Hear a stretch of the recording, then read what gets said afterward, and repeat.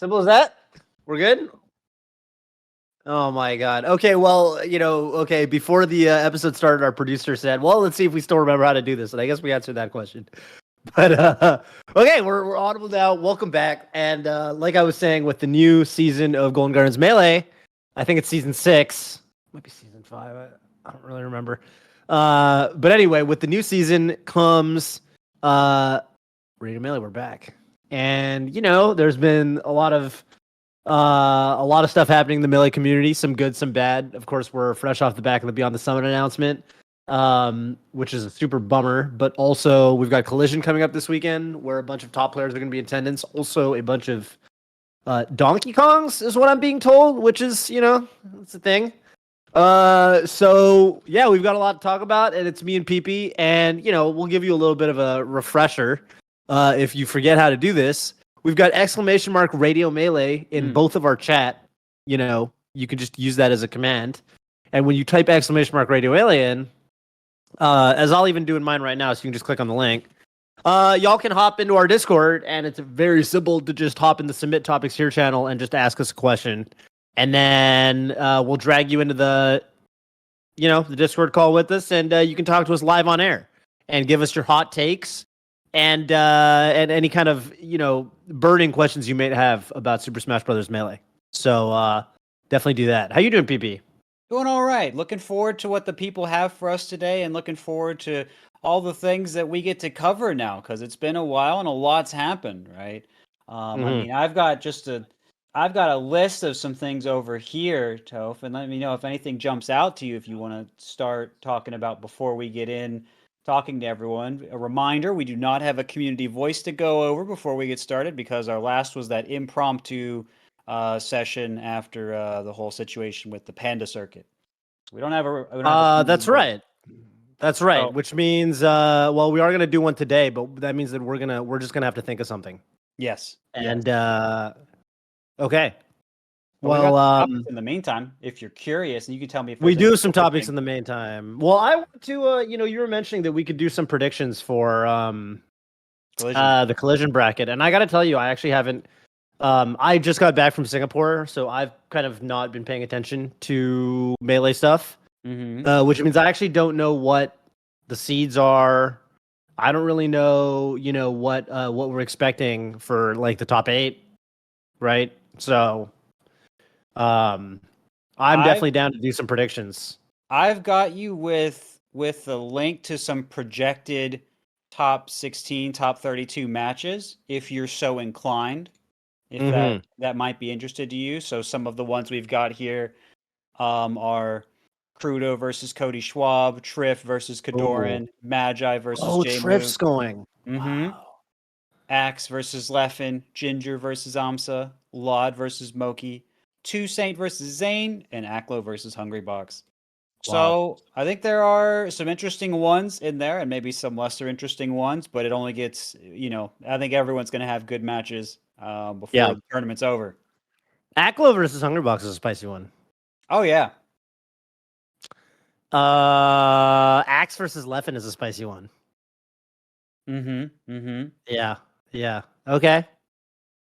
Wow. What a bracket. Parsippany, New Jersey. I remember when I used to go to New Jersey for tournaments.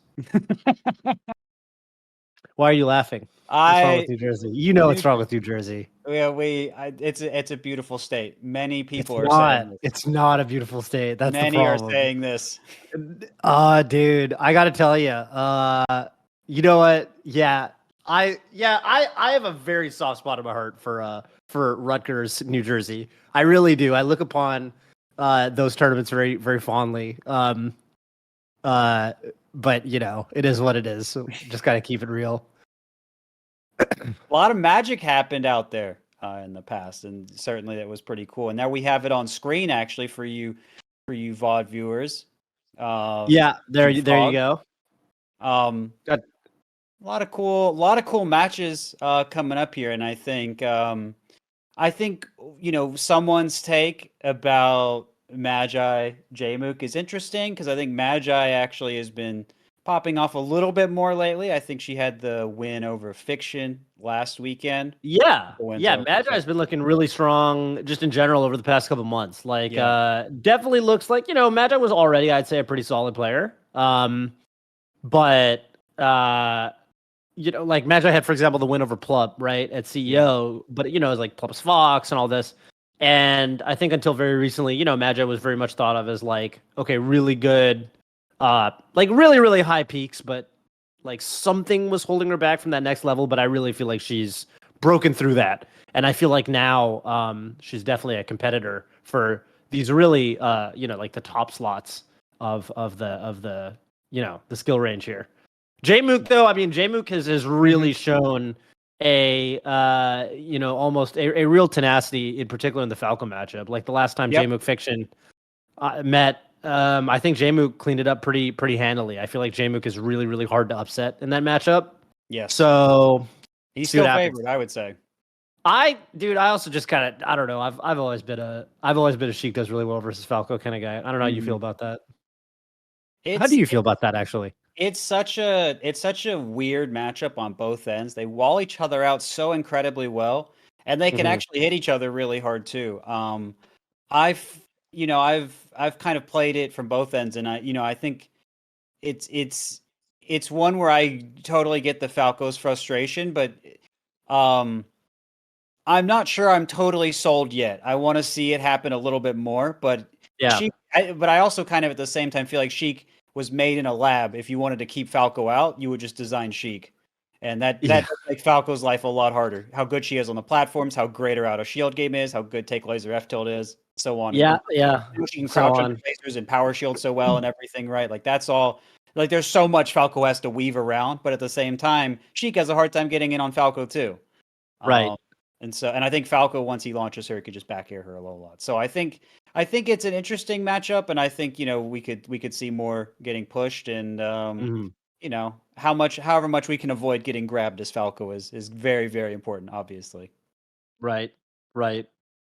Really stellar list of entrants too. If you look at the bottom, people who aren't even, I guess, projected to make the top 16, which is nuts. But like Polish is in there, Zuppy, Rishi, Yeah. and so on and so forth. I'm not going to read all those names, but like Skullbro, I don't think Skullbro has really ever been to a U.S. tournament. Skullbro is a top, the top Dr. Mario player, I believe, from Europe. And someone whose name comes up pretty frequently in like best Dr. Mario conversations. I think people are like, Skullbro, you gotta watch Skullbro. So, something to look for you Dr. Mario fans. Also, I would say a character that's kind of been on the rise lately, right? I feel like Yes. Doc has been mostly with friends and a little bit of Junebug Dr. Mario here and there. Yeah. Again, I think the Speaking of DK Revolution is coming. Also, speaking of Junebug, we saw the DK Yeah. video get released recently, the documentary or combo video or whatever it was, and the DKs are popping off. I see them more and more, and they're doing work. They've got their own they've got labbers and they've got their own Discord. It's like a little Falcon community out there. They're really trying. Who's Donkey Kong is better, Rishi or Junebug? I don't know if I've seen Junebug's DK yet. So Have you seen Junebug's other characters though? Yes. Okay. A little bit. I feel like Junebug is really good at like when he played Doc for a while. Junebug's Doc was very he's really good in my mind at if you have a character that has some great strengths and some great weaknesses. I think Junebug's specialty is he is very good at playing in a way that mitigates the bad parts of the character and pronounces the good parts. That's so pretty good. like with Dr. Mario, like he would really focus on getting the grab with Dr. Mario in like these tricky ways. And then he would like be really, really, really good at like the follow-up punish game stuff. Right? Like he was very, very, very good at the dog chain grab, platform tech chases, how to get the kills. And he would kind of play neutral in a way that he was very ready to like crouch cancel something and go for a grab to start his offense up. And I felt like you know, it was the kind of style where like, yeah, okay, if you're gonna play like this, like you can probably make most mid tiers work. And I wonder if it's almost like a PM thing because he does come from that game. Yeah. Someone in chat is saying, shout out to everybody in chat right now. What's up, Sheridan? I see you. Apparently Junebug beat Polish with Donkey Kong. Oh, So that's wow. crazy. That is not a good matchup for Donkey Kong. Maybe the DKs, It can't maybe be. they've changed their mind. Who knows? I don't know. The revolution's upon us. I wouldn't be surprised if DK actually can do cargo up throw up air for at least. Yeah, he But could. then He how do you get probably the has that. grab? Yeah, I don't know. Yeah, and you're not going to get it through shield grabbing. I'll tell you that. You're not. Yeah. So I don't know. Is that set on YouTube? I would love to watch that. I don't know either. Wow. Yeah. Yeah. Well, yeah, I don't know. Other exciting matches. I think Amsa's somebody to watch. I feel like Amsa It does exist. has this thing where I feel like Amsa typically like, you know, he does super super well at a bunch of tournaments in a row. And you know, he got ranked really really high obviously, but he had a little bit of a disappointing placement at Genesis. Where he was actually the first seed, but I feel like whenever Amsa has one bad performance, like I'm thinking of like Ludwig Smash Invitational, Amsa immediately like steps it up for like the next few events. So I'm looking for Amsa to maybe make a tear here, and I especially think Amsa versus Ginger. I haven't seen Amsa lose to a Falco in a long time. Yeah, you know, Mango's been going Fox too, right? So so yeah, I'd say that looks pretty good for Amsa. If he does have Moki the round after though. that Or is even a Laud, spicy maybe, one. but Moki especially, I think, is really going to be hard for Amsa. Yeah, Moki is one of the premier Foxes versus Yoshi. I think that the one time they did play, I think Moki did win, if I'm not mistaken. I don't think they played too much. Moki Laud though, I don't think Laud is like a matchup that Moki would want to run into. I think Moki doesn't really like the Peach matchup unless that's changed very recently. He's been working on it, and I think he's gotten more comfortable with it. Okay. I don't know how many really strong Peaches he's played on land since that, but I know he's worked a lot on it. I've seen him on stream working on it a lot, and he's been talking about the range he wants to play at and everything. So I think he's gotten much more familiar with it. I know that much. So I don't think we're going to see him getting too flustered in his own head. I think he's going to be coming in with a pretty solidified game plan. But Laud is someone very good at disrupting game plans. And I don't know how much Laud's been practicing, but if he has been, I think Laud, I mean, to be able to beat Zane with Peach, I think is just really impressive. And then I think Laud's done many other really impressive things, but I think that one's probably the most impressive. And so, but also, you know, being able to beat Hungrybox as well. So I know it's really interesting. I think these two, where are they both right now? How comfortable is Moki? Where is Laud? How much Doctor Time versus Melee Time is there? Doctor Time. And the spiciest one on the list has got to be Aklo versus HBox. Right? I feel like that is more of an online staple. I haven't seen it offline too much, but you know, whereas I think some of the Hungrybox Fox matchups, where I feel like some of those, like you watch it happen online and it just doesn't shake out the same way offline. I feel like Aklo's playstyle is such that he could replicate his success at an offline major. Like with his playstyle and with the way kind of Aklo kind of is. I don't feel like Aklo is really an underperformer. In like he doesn't like I feel like he's got a very, very stable kind of you know, like if he can do it online, I feel like there's no reason he can't do it offline. Whereas for some other people, there might be like a sense of I don't know. Yeah, I feel like just with the way his playstyle is, it's just a lot more reliable in that sense. But how much will he taunt, Toph? How much will he taunt? That's the question. This is for top 16. I feel like if it was for top 8, he would taunt a lot. But for top 16, I don't know. Yeah, this is a crazy bracket. These matches are not even for top 8. So it's going to be Zane Hungrybox. If they win, Zane Hungrybox is to make top 8. Jay McLeffin is to make top 8. That's wild. That's wild. Yeah, the top 8 is going to be ridiculously stacked. Yeah, I don't know. Can't wait to see it all shake out. I hope to see everybody here in chat. Yeah. It is a really exciting event. We might do our community voice asking you guys for your predictions. So you guys, those of you that enjoy skipping to the end to hear what the community voice is, that's a little spoiler for you, but we might switch it up. So you got to listen, got to find out. You want to talk about anything else before we start doing callers, Toph? Not unless you've got anything. I've got a few things that I've gotten written down. You can tell me if you're excited about any of it. If not, we can just move on. But I'm going to hit you with a few things regardless. Yeah, all right. Let's do it. Summit situation, Genesis happening, ranked coming out, and then the Reeds returning and Golden Gauntlet. Any of that jump out to you? Yeah, I mean, everyone should subscribe to the Reeds YouTube channel. I definitely got a couple DMs asking why we haven't had an upload in a couple weeks, but it's because our editor, we did a YouTube community post letting people know our editor did get COVID. Oh. So he was kind of down and out for a while.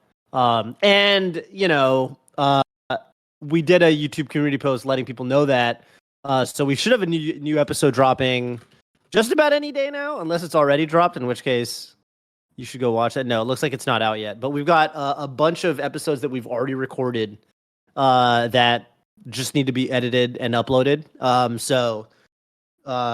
I'm in the process of booking our next guest, which is going to be a spicy one. Ooh. Yeah, I think it's fun to be doing it again. I gotta say, really happy to be doing the reads again. Yeah, I don't know. I mean, I think that it's just it's been years really, but I haven't played too much ranked on my own. But we've definitely played a good bit of ranked on the Reeds YouTube channel, and hopefully everyone can watch those sets.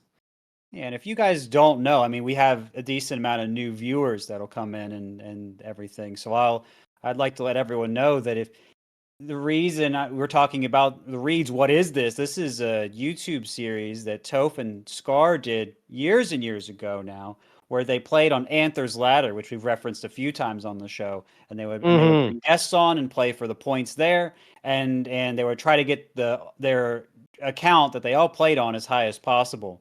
And now that we have ranked mode on Slippy, they're finally bringing it back, and they said they would bring it back at when ranked came out. So it's out, and it's something that people really love. They love seeing Toph get into it. They love seeing Scar get into it and talking about the reads, the conditioning, the footsies. I don't know if he goes through the whole list now, but I hope he does. I really enjoyed all of the Mike Ross elements to that. And it's a great time. They always have a lot of good laughs, a lot of good stuff, a lot of good continuity. So I think if you're looking for some good Melee content, certainly stick around here. But I recommend checking out the reads too. It's a really good time.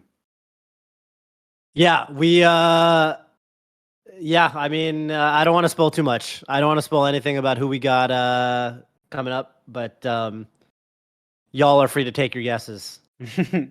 Y'all are free to take your guesses. You can always put there or here who you'd like on the reads, or here. Well, we're always taking suggestions. Yeah, I would say that in terms of anything else to talk about, let's just wait for people to ask about it. We got we've got a few questions in the Discord right now. But definitely we've got time for at least a couple more the way we're doing on time. So whatever you guys want us to talk about, definitely hop in that Discord and just ask us your questions and let us know. But I think it's about time we can start tagging some callers in. So let's get our first caller in the call here. Looks like it's Wyatt. What's up, Wyatt? How are you doing? And what do you got for us today? Hello, I'm doing wonderfully. I hope you're all doing well as similarly. So I've seen a lot of people talking about, especially with the recent BTS news and, the past year or so's blows to the top level tournament. A lot of people are kind of despairing about the tournament scene. So I kind of want to look on the positive side and shift the focus to locals because they're not going anywhere. True. So I'll start with, do either of you currently attend any locals regularly, or if not regularly, from time to time? For me, the local that I definitely like, there's a couple local series in NorCal, but I'd say the big one right now is definitely Guild House. Guild House, I think, is not a that is a name that I think anyone who went to Genesis probably recognizes, and they do host locals there as well. It is like a block from the Genesis venue.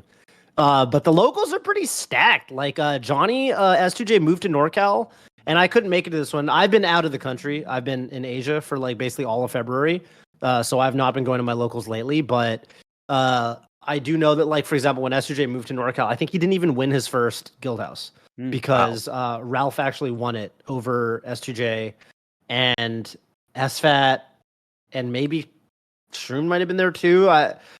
Maybe not, but like yeah, the like they're like definitely, you know, top level competitors who show up there.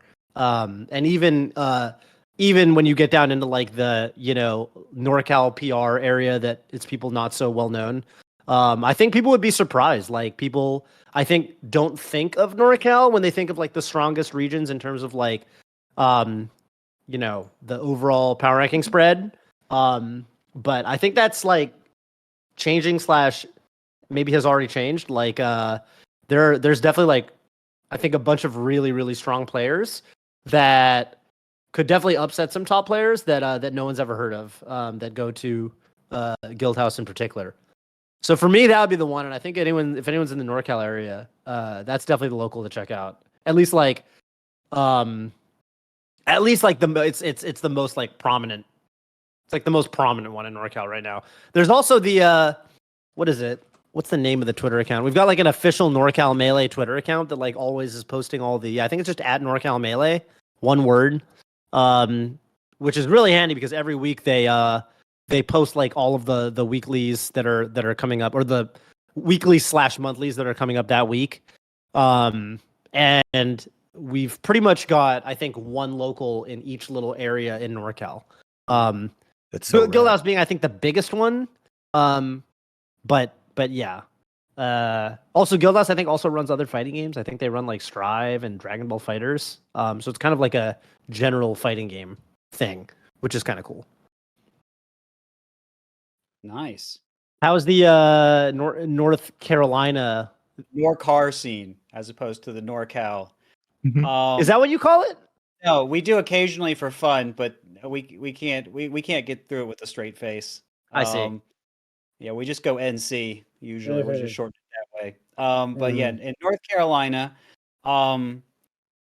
in what we kind of call what the Triangle area, the Greensboro, Chapel Hill, Raleigh area. I think we've got some good events, and then in the western part of the state, I think there are even more events that are going on right now. At least last I heard. I haven't I haven't competed or gone to a tournament outside of like, you know, what I did for Golden Gauntlet or whatever in, you know, years now, but I want to go and participate in locals and in a lot of forms before long. And in fact, I was inspired, and many other people in the local scene were inspired when Zane started using his stream to promote his local, The Cave. Mhm. And Mhm. there was someone from the Raleigh area, the city I live in, reached out to me and said, "Hey, could we do this with your channel?" And I said, "Yeah." And I wanted to make sure that we went through a good process, got a good stream runner and everything. And as far as I know, that's still being worked on. But that is something that I want to do, and that would make me more likely to, you know, even if I'm not competing, just come and see how it's like on the other end, and maybe make me a little more likely to hang out there. So, because it is my channel after all, right? So, Mhm. that's something that's interesting to me, and that's something that I want to do for the local scene. And I really want the local scene to thrive because it helps me and it helps everyone around, and you know, hopefully the scene as a whole. So it's important to me to have the local scene doing as well as it can. So I love that, and I love that people have still been trucking on. You know, really think we got something special here in North Carolina too. Maybe not in the upper state power rankings like Northern California, but we got a lot of heart. Mhm. Mhm. Mhm. We got some good players too. Who's been winning? Who are the big dogs right now? Oh, it's changed a few times, and I know, and you know, it was actually interesting. I think I've mentioned this a couple times before, but we had a couple of North Carolina transplants actually have done pretty well. Smash Poppy was from North Carolina originally, Yeah, and Prometheus was also from North Carolina Mm. originally. the Ganon. Yes, yes, and he was on that list of honorable mentions in that graphic we had pulled up earlier. It's going to Collision, so of course, I'm going to be rooting for him as well. And there's been a couple other. I think there's someone named. I don't want to misname or say who's really where they're going to be or not because Yeah. there's been a lot of fluctuation in the scene recently, Mhm. and I haven't seen us do a new PR in a little bit. I could be wrong about that. I'm sure I'll be corrected by the time this conversation Yeah. comes up again. But I I would love to if any of you guys that are hearing this are from North Carolina would love to fill me in more. I'm happy to be more informed. But I don't want to shout out someone and then like they're not playing right now because I know we had some players that were playing more and then life got in the way and then maybe they come back and it's different and so I just want everyone to be well respected. Mhm. But yeah, it's a good scene out there, and next time this comes around, I'll be sure to highlight some people because Yeah. I am caught lacking right now, and I admit that. Well, yeah, I mean that's super sweet. I mean, and even the only bit of North Carolina lore that I've got is Maine poached Jay Willie from you guys for He at did. least for a little while. So shouts out to him and many others. But the last little bit of my question is: do either of you have any favorite locals other than Guildhouse and whatever has been mentioned so far, either past or present? Oh, Pass for okay. me would, of course, be the Foundry. I think when it comes to NorCal, Mm. that's the one that everyone remembers. Also, the one that PP won that one time. When I was so plastered. Yeah, My standstill Fox technology. Um, yeah. You beat Sober SFAT, which was really it was really funny. that was something. Yeah. And man, Foundry was really special. I mean, I always made sure to tune into the Foundry live streams because it was so much fun and there was some cool gameplay and all kinds of people went and the commentary was Hmm. hilarious. Yeah. It really was special. I think I mean, right now, right? I think nightclub is just really holding it down for locals. I mean, they've got just great vibes out there, and they were even able to help adjust HBox's coin box so that nightclub could still flourish, and then Coinbox could still flourish. So I think that's really speaks to the power of locals and how much we all want to preserve them. That we're thinking about nightclub in that way. And kind of have those be on because they were on the same night originally. Yes, yes. I see. Right on. Well, I think that about does it for my question. Well, thank you for calling in, Wyatt. Where are you from? Where's your So, I am from Maine, and I am heavily involved in the Maine melee scene. We have Nice. a really, really, really active Discord. If you're listening and you're from Maine or New Hampshire or the area, you can just search Maine melee Discord. It'll probably pop you right out on smashchords.com. They got a link there, as well as to a bunch of other cool local scenes. So that's neat.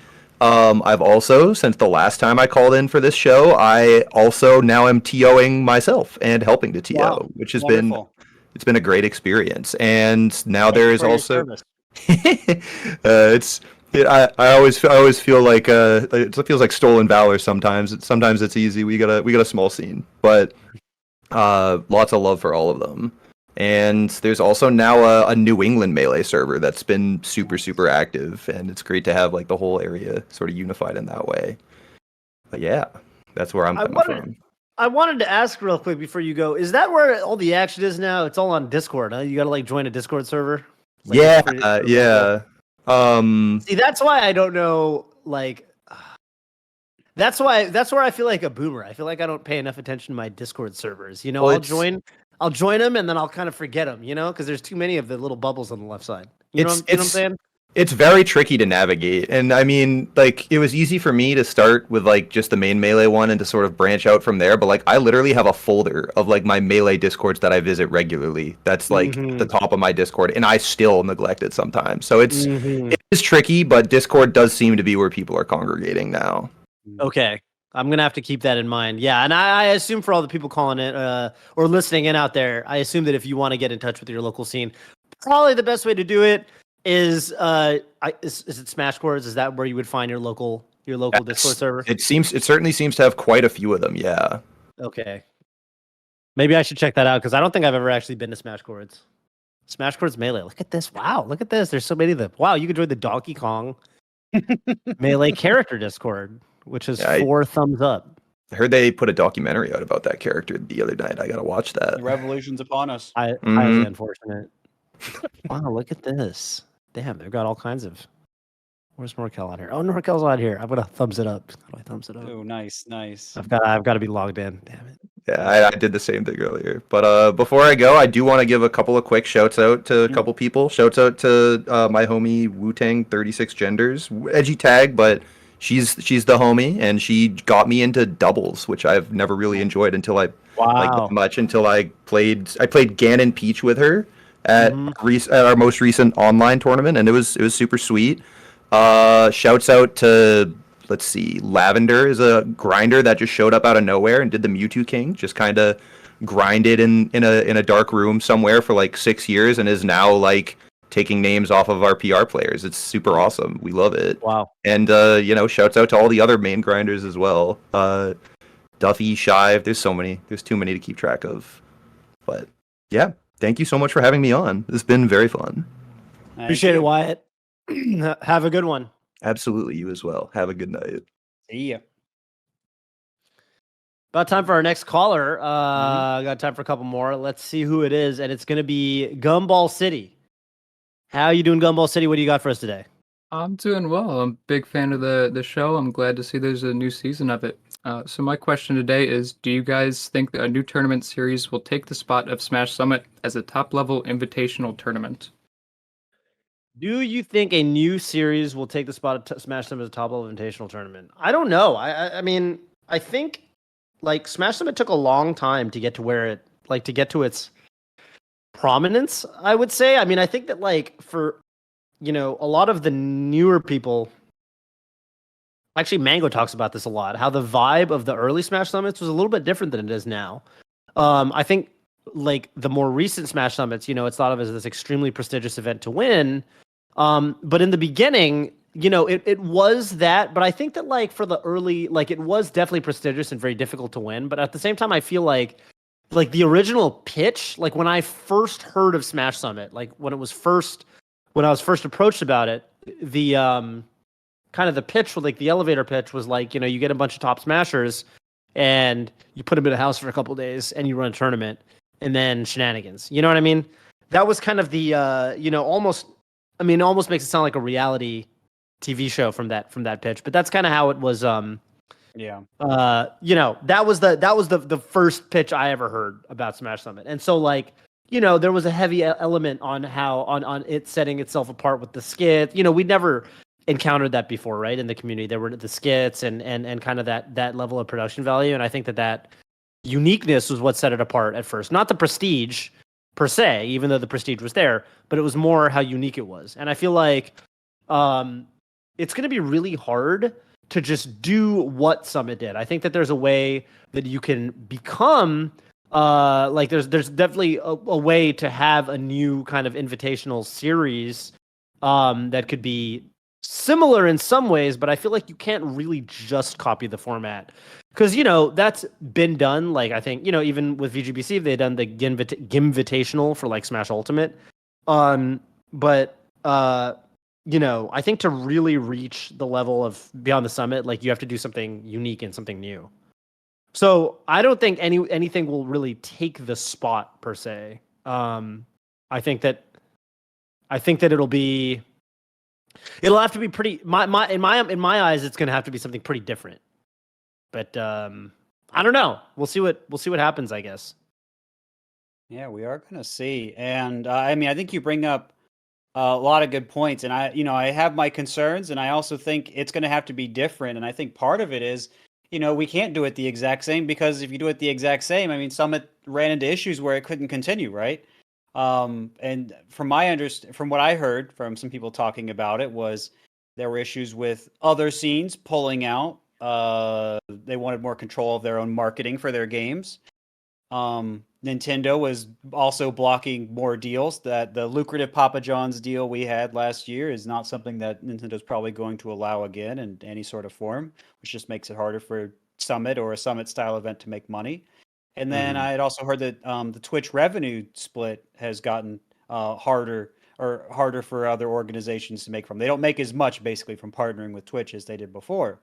So Right. there were various factors that made. Now, of course, if we're just making something for ourselves, maybe that one about other orgs pulling or other games pulling out doesn't really matter. But the Nintendo and the revenue split do.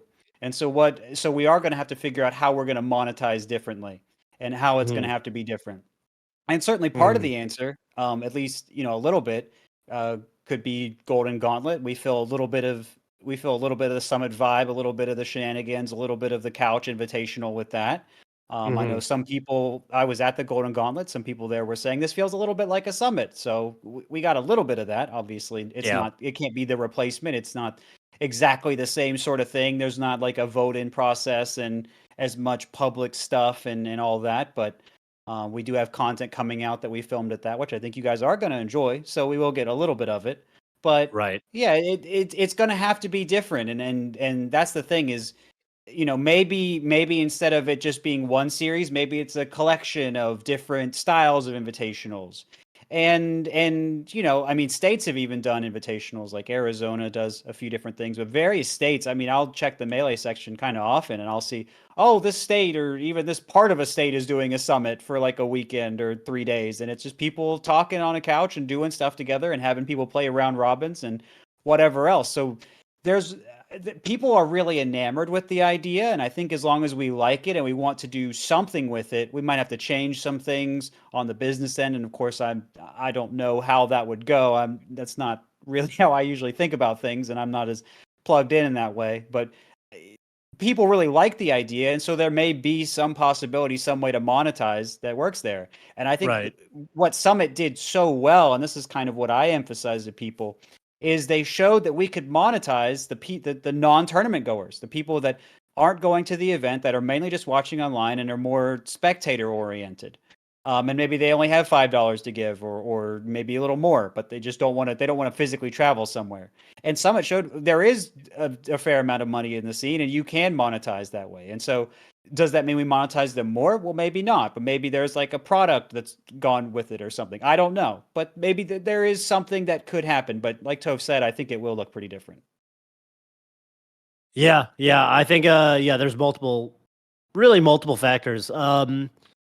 Uh, and I think I think the toughest thing to replicate, is going to be, at the end of the day, I feel like, they had an extremely talented team.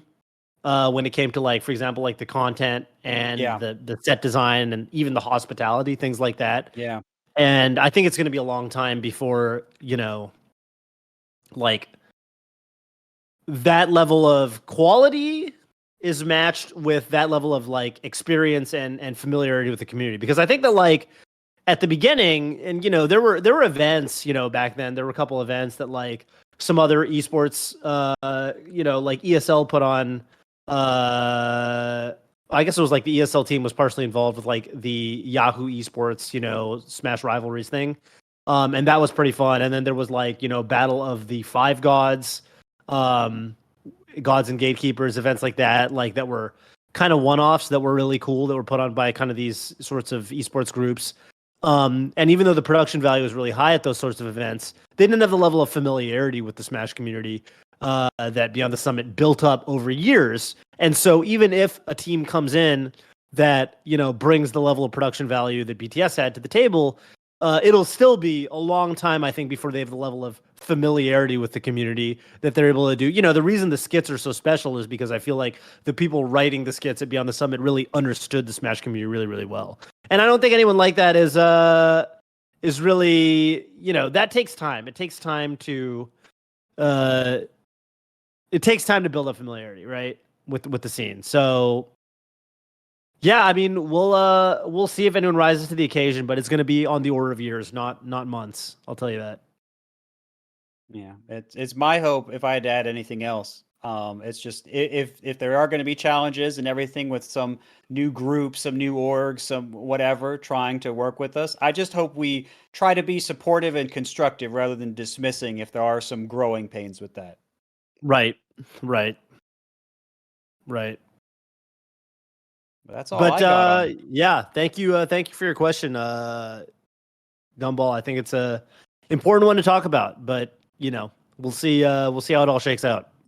Yeah, totally. Thank you guys for your insight, and I think you guys have really good points of view. So thank you. You got Thank any you so shout outs much. for us on your way out today? Shout out the Wisco scene, Wisconsin Midwest gang. For sure. Let them know. All Take right. care, guys. See ya. Take care. Okay. And we've got time for at least one more. We'll see how it goes. But we've got them pulled in now. Hello. Welcome back to the program yet again. Downgrade Falco. What's up? Where are you calling in from? What's your question for us today? Hey, what's up? Can you hear me? Yep. All Can right. hear you loud and So, clear.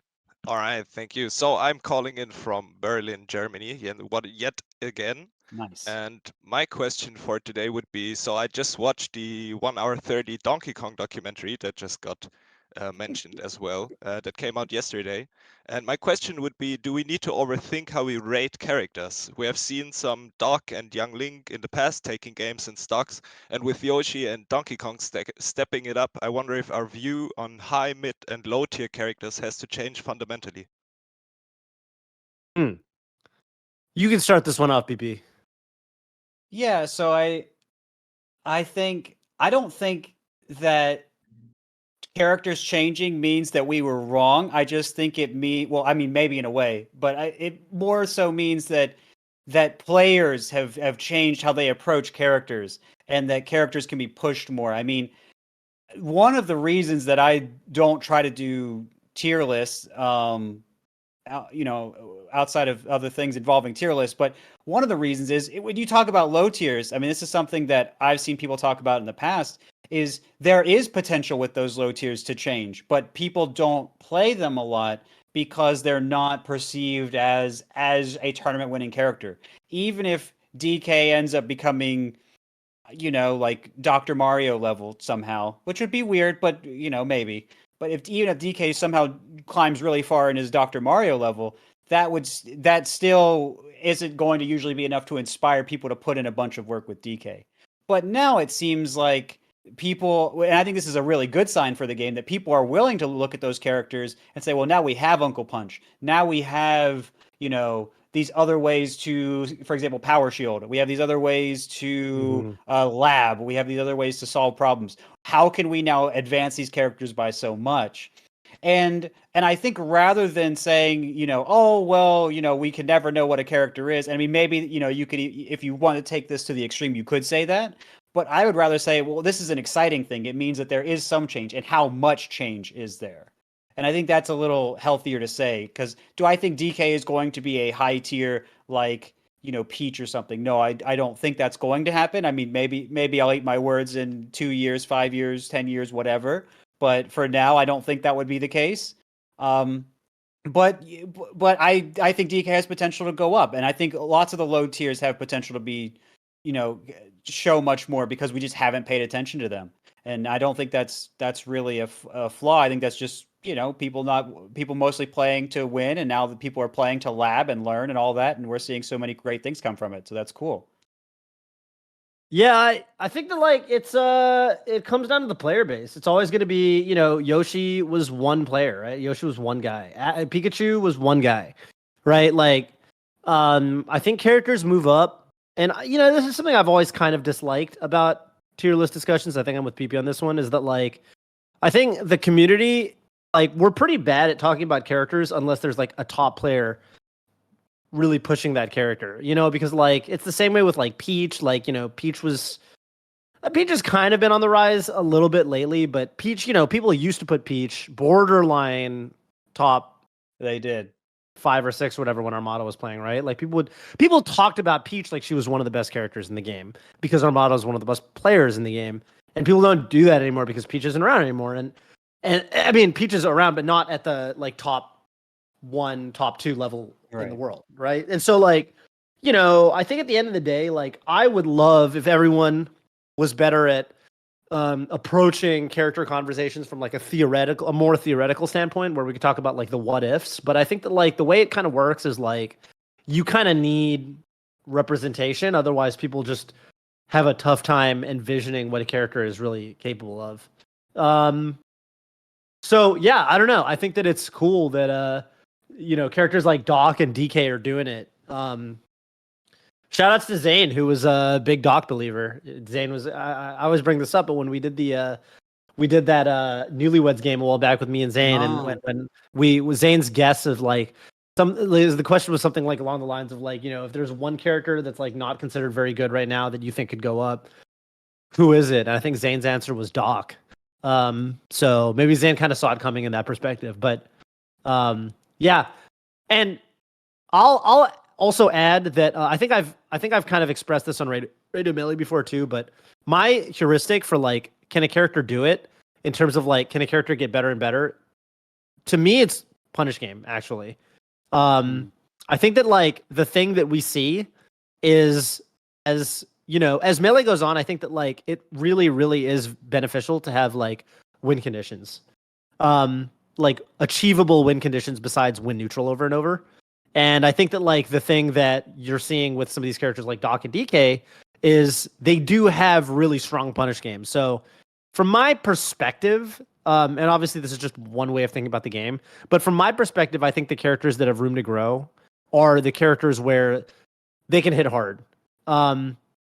Like that's kind of been the trend in my opinion when it comes to like the mid tiers that move up and so on. It's usually the deciding factor is like how good is their punish game. So that's why like when I think of like what can a character actually do and how can do they have room to grow? It's like, can they take stocks without having to make a bunch of reads? So that's kind of where I'm at on it. Zelda just needs 3 kicks, bro. But DK only needs 1 grab, and see that's the difference. Right. To add on to what you're saying, I think something Amsa said when he was on the show is sticking out to me right now, and he said how important recovery was on a character for them to go up because you get more chances. Oh yeah. And yeah. That reminds me of how Leffen has been really high on the Mewtwo train fairly recently in the last couple of months, talking about how Mewtwo has so much potential. And I think talking about how his recovery legitimately is incredibly good. It is incredibly good. Yeah. It's going to give him more chances, and even if his punish might not quite be DK level, it might give him more chances to get that, and he still has some good tools. So maybe that's something also to consider when we're thinking about where characters could go. No, it's a good point. And yeah, we do need to mention Mewtwo. Mewtwo is not really brought up in this discussion, but yeah, I mean Leffen just won a Europe tournament over like Pipsqueak and Sharp and some people with Mewtwo, which is like really, I mean, it's really quite bonkers when that's you incredible. think about it. It's pretty incredible. I watched some of those matches and I'm kind of blown away by how good he got with that character. So yeah, it's you know, but I mean, it's the same thing with even Mewtwo, right? Like I think that Mewtwo, you might not have the best punish game in all matchups or on all stages, but you do have some good counter picks. You've got like FD for spacies, and then suddenly you're 0 to deathing. So I don't know.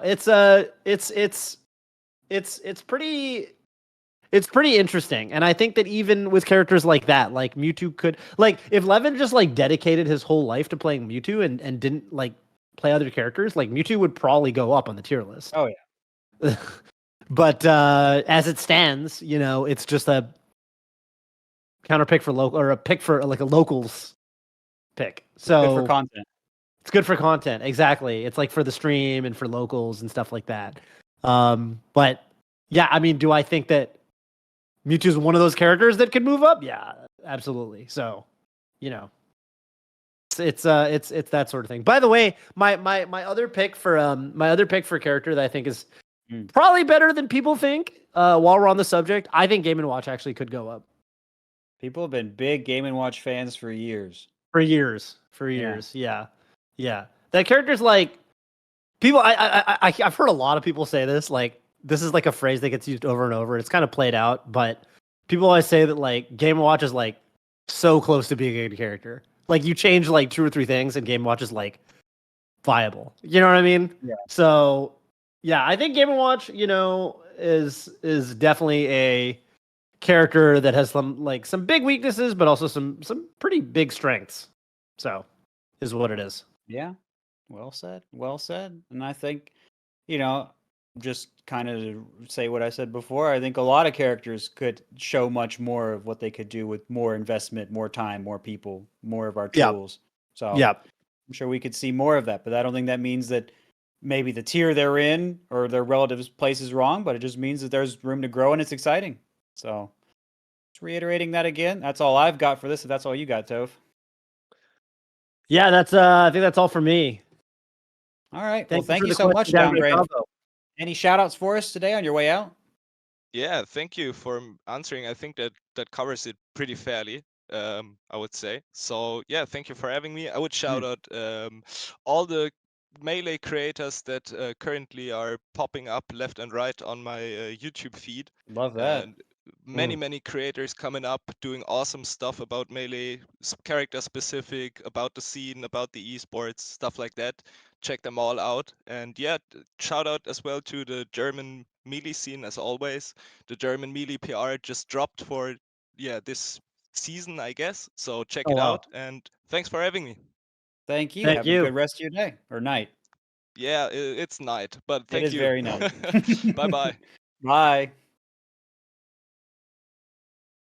Okay, well, that gamer hopefully is going to bed after that. But it looks like we've got time for one more, so we can go ahead and bring them in.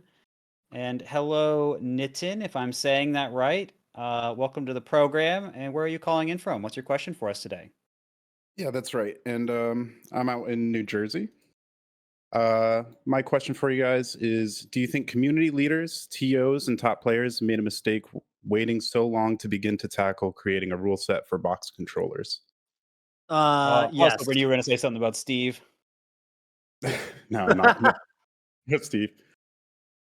My answer is yes. Well, no, yes and no. Made a mistake. Okay, the way the question is worded implies that like by waiting this long, we're fucked. Like we've dug ourselves into a hole that we can't get out of, and it's like too late. It's too late to turn back or whatever. And I don't think that's the case. I think you could just make a you could just make a like for example if they overnight they say hey we let's say let's say the frame 1 has SDI nerfs, right? Let's say every boss controller has to have this set of SDI nerfs. If they come out with that overnight, I don't think it fundamentally changes the reality of the situation if that rule was implemented a year or two ago versus today. You just have to have that in the firmware. And there's always going to be an element of like the honor system. Obviously, like someone can't just make a fucked up control, but like they could have done that.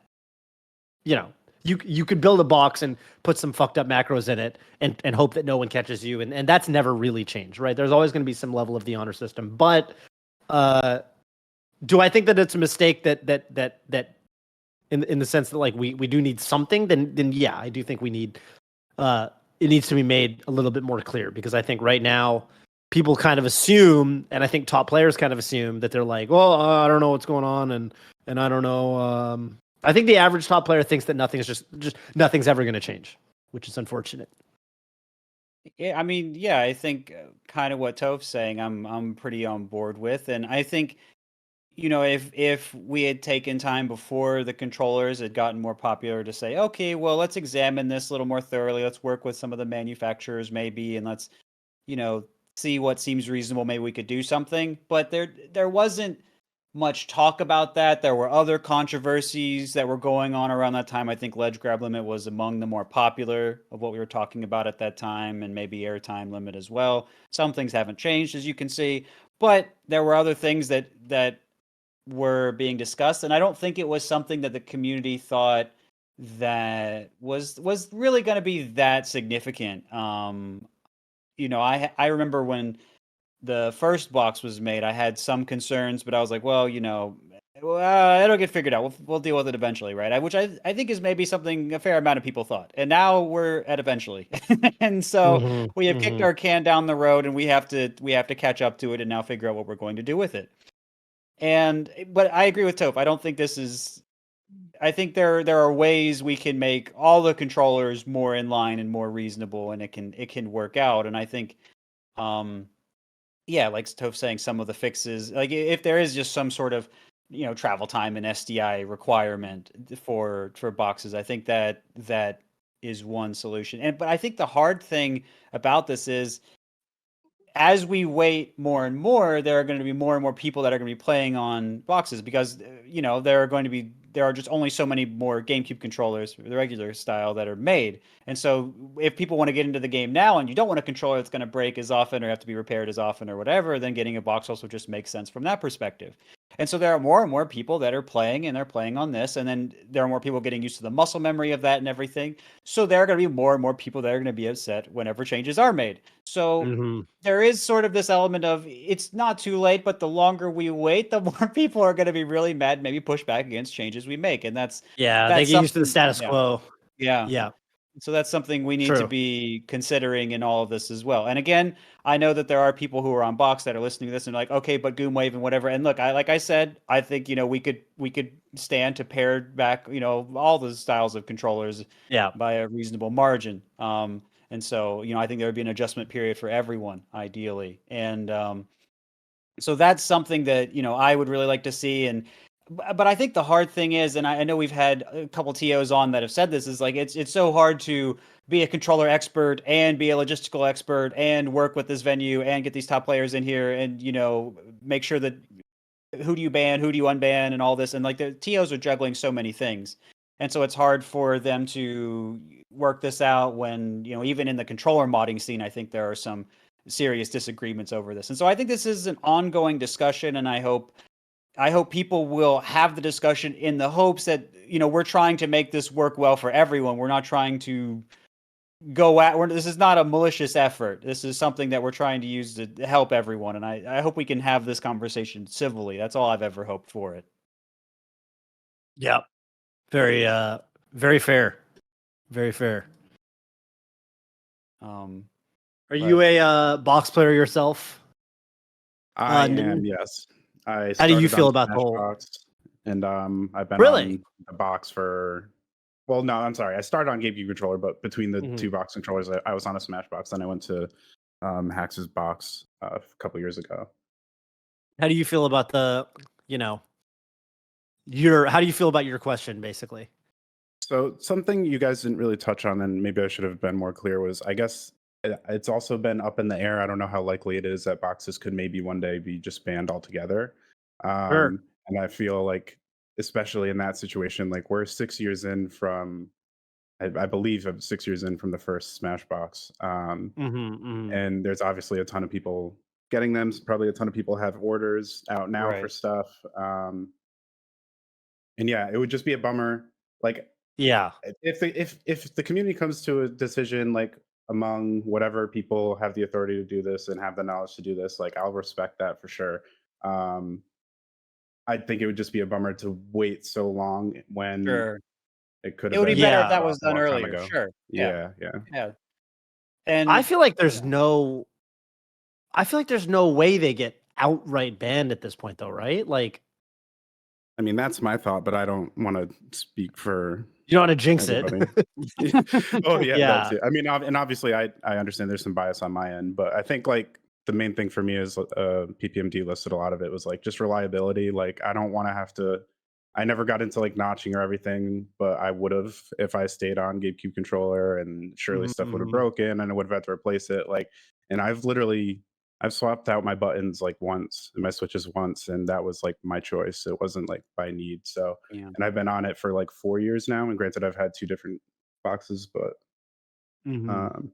well, yeah. I think that the discussion is not resolved, and I don't, and I know that there is still some work being done on this too. If, for example, I know Rien is working on an analog box, and I think that changes the discussion and how possible solutions on that more for me.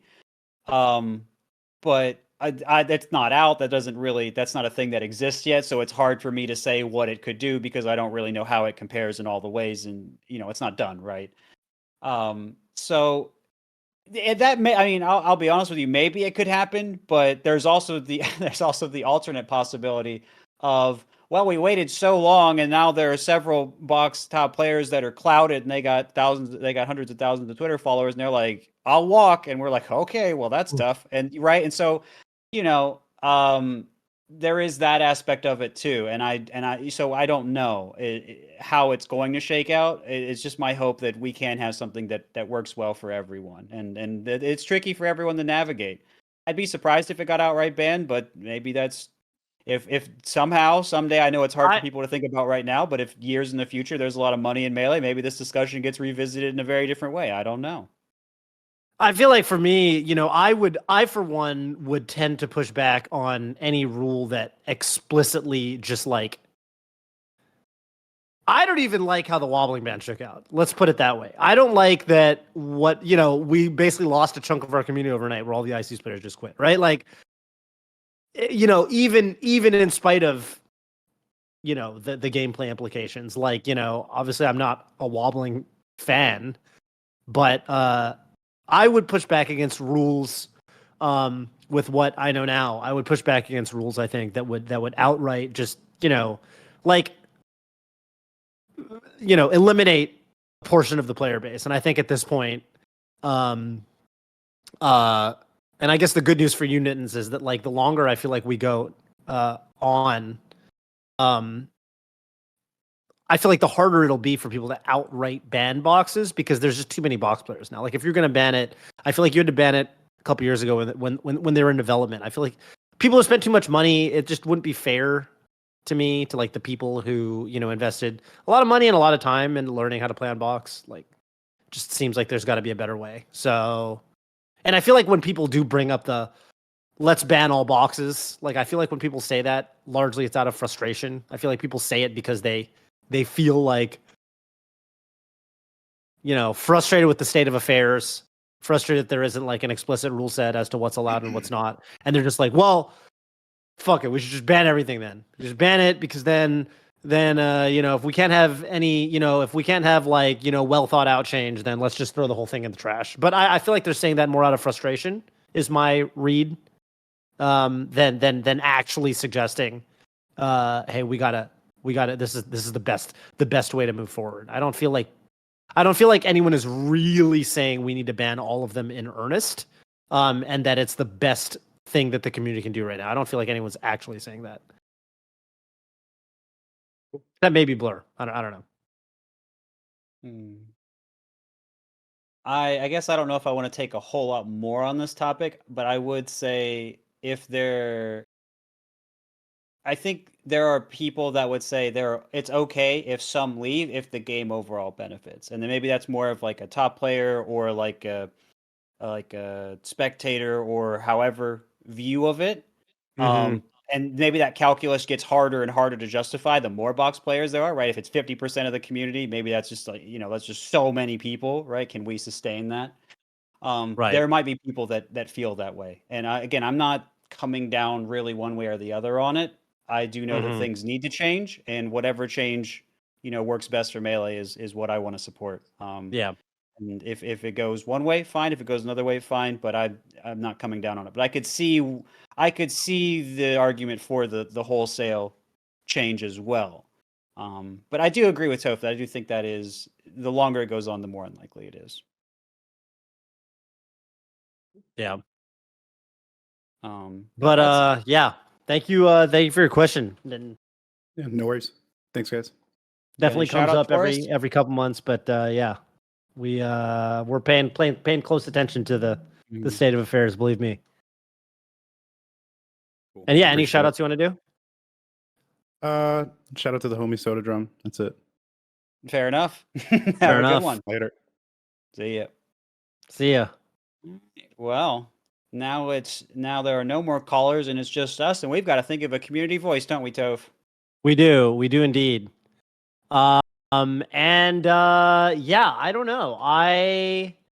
Let's see. We had a couple topics, Community voice. This would be for next week. So Again, we could have them. I mean, we could do our whole GG branding deal, and we could ask them what was your favorite thing from the Golden Gauntlet, and if you didn't see it, you go watch. We could do that. oh, that's actually a pretty good one. Yeah. What Yeah. what else did you have in mind? Yeah, or we could just have them think about what they want to do for Collision, or we could have them talk about ranked. Like, what's your ranked if you play, or what rank do you think you would be if you played, or if you haven't gotten it, why haven't you, or stuff like we'd have them ask them questions about ranked. There's a couple things we could do, right? Yeah, that's not a bad one either. You know what? I actually like the Golden Gauntlet one because we haven't really gotten a chance to talk about that on Radio Melee because we weren't doing it at the time. So yeah, what was your favorite thing about the Golden Gauntlet? I think was favorite set or just favorite aspect otherwise, and I can even expand the question into saying if we do another one, what would you like to see? Ooh, that's a good. Yeah, I like that a lot. Yeah. Yeah. Because I mean that we're just doing market research now. At that point, that's right. So yeah, let's do it. Let's do it that way. If there's for when we do the next Golden Gauntlet, what would you actually like to see? Yeah. In the event. I think that's a good one. I mean, personally, for me, I know it was really nice to be out there too. Get to see everyone. That's my answer. My answer is more PPMD. Thank you my so answer. much. It was wonderful seeing you. Got a nice hug in early on. We did. Love that. Yeah, and people don't know this. Can I say this on stream? You took a little drink. You had a drink. I had a little drink. A little baby one. Hennessy But it was sponsored.